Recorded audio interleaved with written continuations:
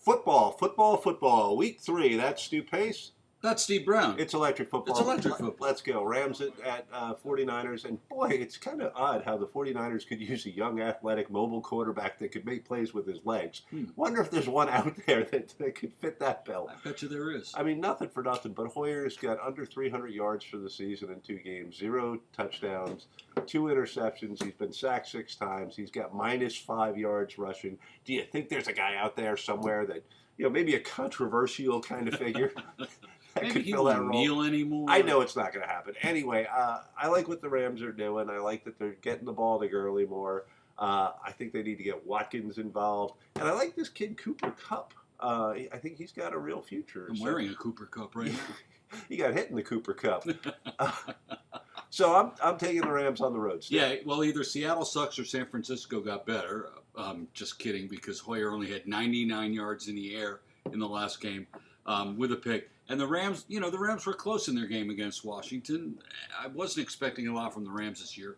Neither of these teams have a lot going for them, but I will take the Todd Gurley-led Rams over the whoever the hell's on the Niners. There we go. Ravens at the Jaguars. And injuries are starting to really mount up in the NFL, and they always make a huge difference. In this case, we're talking about Marshall Yanda. And, you can't really qualify what an offensive lineman does for a team.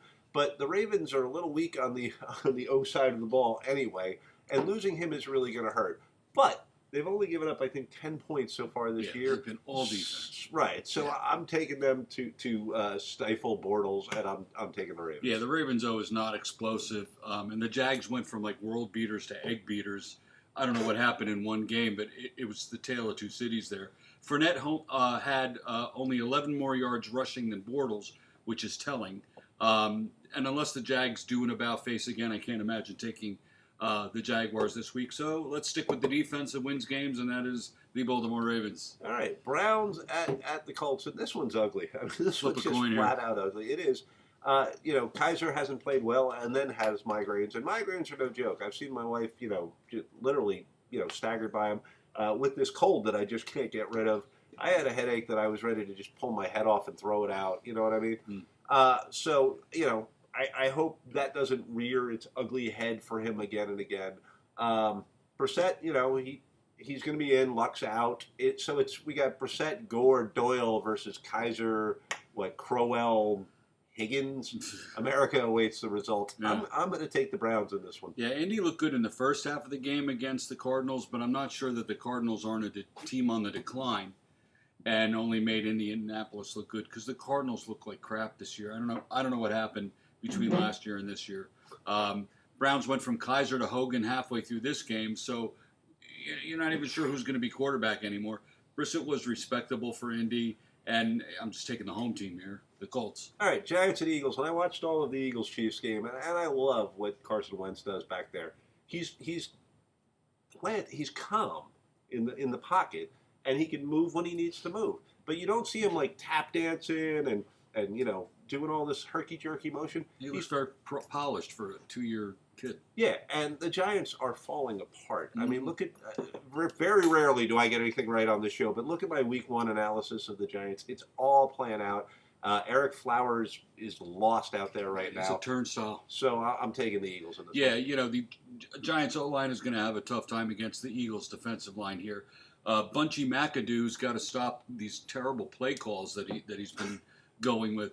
Look it up. He looks like Bunchy from Ray Donovan. Eagles should win handily. I think the Giants' season is over at Game 3. I don't see how you recover from this. I listened to McAdoo's press conference, and they're just going, so you have no running game. Do you have confidence in the running game? He's going, yeah, I have confidence in the running game. So Eric Flowers gave up 3 sacks, had a bunch of penalties, and just looks lost all season. Do you have confidence in Eric Flowers? Yeah, I have confidence in Eric Flowers. Do not ever listen to a coach's, conference call. It's just not worth it. Yeah, none of the interviews are. Anyway, Dolphins at Jets. Stu? All right, I wish I could be confident ever in a pick with the Miami Dolphins, especially against the Jets. Ajay is the real deal. Ajay, however you want to say it. He's been a fantasy monster for me so far in one game. Cutler will be fine in Miami here, but the defense is freaking shaky. Defensive line is good. We have no linebackers. In fact, one decided at noon on Sunday to be at the airport, and we have no idea what the story is on Lawrence Timmons. Well, he's suspended now. Yeah, but we don't know why, what happened to him. But it is Josh McCown here, hoping the Dolphins' defensive line can get up in his grill all day long. The Jets had no pass rush last week, and they could be susceptible to the Dolphins' run game. I'm taking Miami. Dolphins by running game annihilation. Oh. I mean, that was a simple one. Don't do that. That makes me feel really, really like you're making it an unsafe workplace or something here. Where's the human resources department? Frank. Broncos at Bills, and there was talk today, like, is Trevor Siemian becoming a star? But I really think C.J. Anderson was the key to like them. C.J. Anderson is a huge key, and the fact that they have a very experienced offense around Siemian has really helped out. So he's surrounded by veteran skill players. He doesn't have to do too much. He's got an amazing defense, and they will stifle Buffalo. I'm taking a lot of road teams, but I am taking the Broncos. He's Phil Simsian in the fact that he's got a great team around him and isn't the best quarterback out there. But if he can do enough and not make the mistakes that they typically do as a quarterback, they should be fine.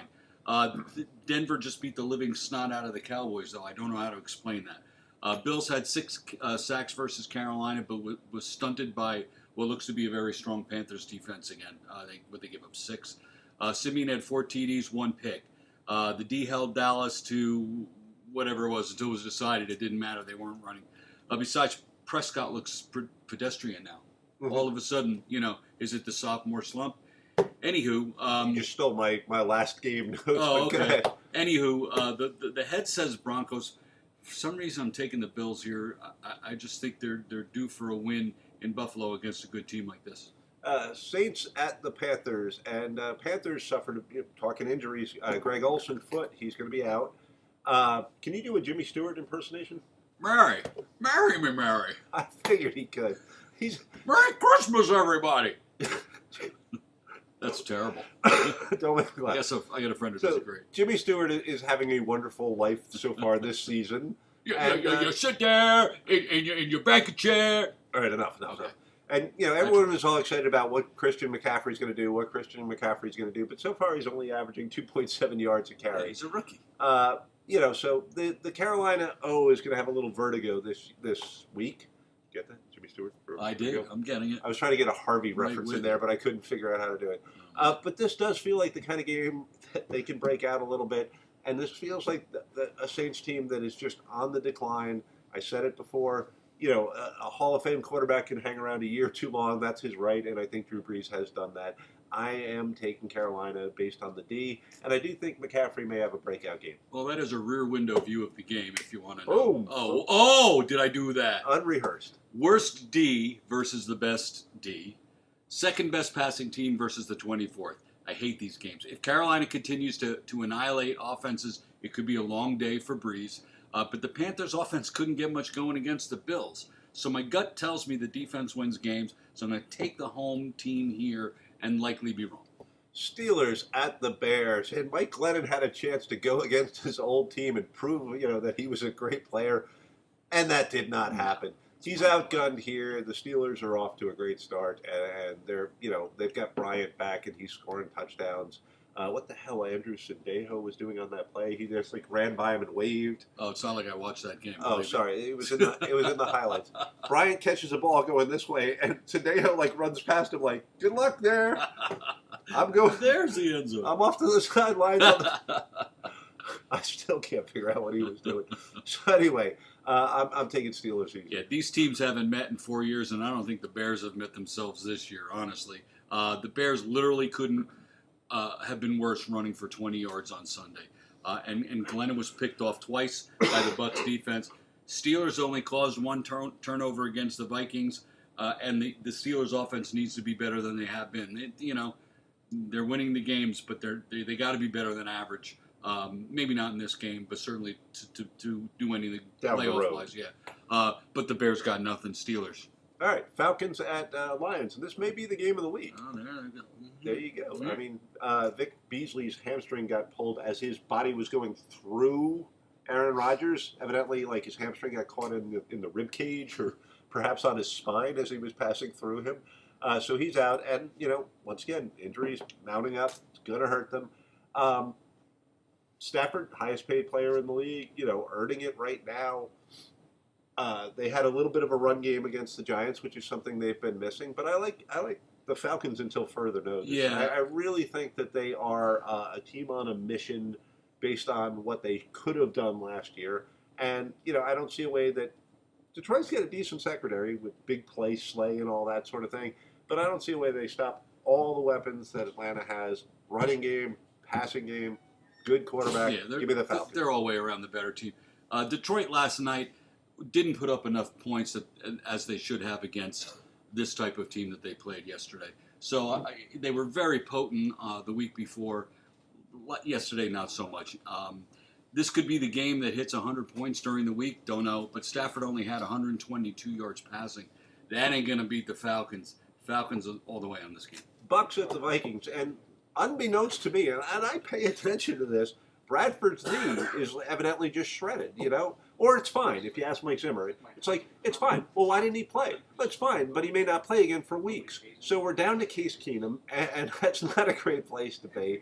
It's unbelievable. The Buck, we're snake bit on this thing. So, give me the Bucks with a healthy QB against Case Keenum. Yeah, I'm not sure where the Bucks are yet this season. Last week's game certainly isn't an indication of how they're going to play against better teams. But Bradford missing definitely neutralizes the Vikings offense, and I can't go against Tampa in this game, period. All right, Houston at New England. Gronk groin. Gronk's hurt again.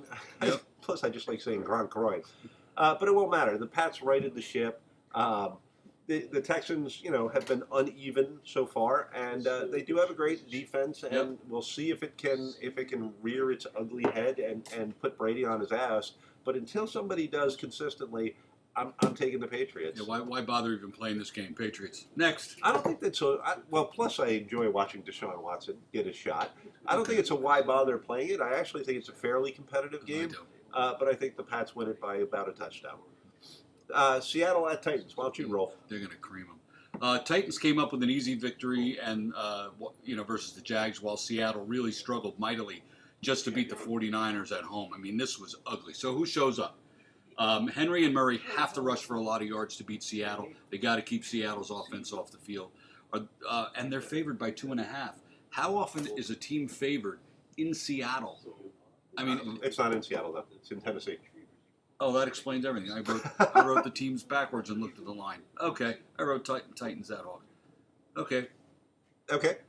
So anyway, Hawks. Okay. God damn it. Stu, I picked the Seahawks at the beginning of the year. We got all excited. And then you forget how bad that offensive line is. Like, great defensive line, great defense, great quarterback when he's healthy. Doug Baldwin has become a big play receiver.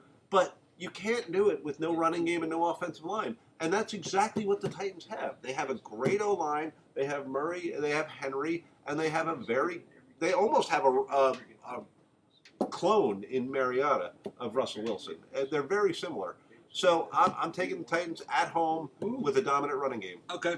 I picked the freaking Seahawks for the Super Bowl. That's a great thing about electric football. We can contradict ourselves like minute to minute. It's like you're going back to last week's episode and say, well, what did they say there? Yeah, don't bother. We don't even watch this game. Nobody watched last week's episode. That's true. Thank you. Bengals at Green Bay. Have the Bengals been in the end zone? I don't know. Is Marvin Loses still their coach? Do they now go to Lambeau? Yes. Are they going to lose? Do the Bengals win the game? No. Will Jordy Nelson play becomes a bit of a question. It's not going to matter. The Bengals seem like a team that has finally run its course, and it may be time to break it all down and pull a Jets kind of thing and go, all right, you've been here 3 years, you're out. Yeah. Hey, please, everybody line up that's been here more than 3 years. There's the door. All right. On the left is the water boy. Chiefs at the Chargers, and Koo and the gang fall to 0-2. Kim Suk-dong. Oh, man, that's bad. Wow. Anyway, there is seriously nobody feeling worse right now than Koo. I like my Koo in the game. He's from Ridgewood, New Jersey, which is the next town. Is he really? God bless him. Good luck then. Let's hope he pulls out of this because we root for the local kids. We do not. No, we do. But I really like what I saw out of Alex Smith. it's almost like if you put his job on the line, he gets to be a much better quarterback. He has grown slowly and better each year, and now you've given him a real weapon with Kareem Hunt, who is breaking 50-yard runs left and right.